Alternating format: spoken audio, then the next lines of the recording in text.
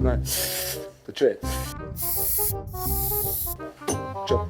No čo chalani, znižujete tlak v pneumatikách, keď prídete na takúto cestu, kde začne šotolina.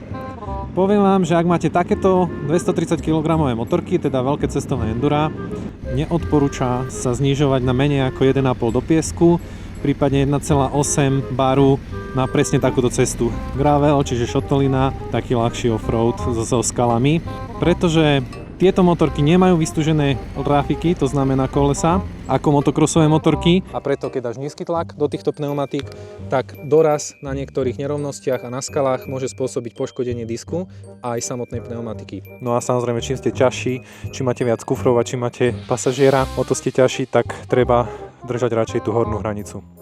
A to z toho dôvodu, že ten rafík, keď nie je zosilený a dostane ranu, tak keď to tá pneumatika nestlmí s tým svojím tlakom, tak častokrát sa potom môže poškodiť práve disk.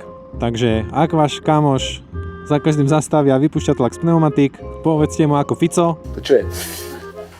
Nech to nerobí a jazdíte radšej s väčšími tlakmi v pneumatikách.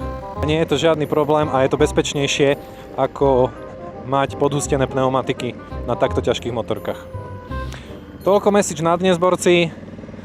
Každopádne jazdite, niekedy netreba moc špekulovať, či už s tlakmi v pneumatikách alebo s akoukoľvek inou problematikou, čo sa rieši často na forách. Proste jazdite a užívajte si to.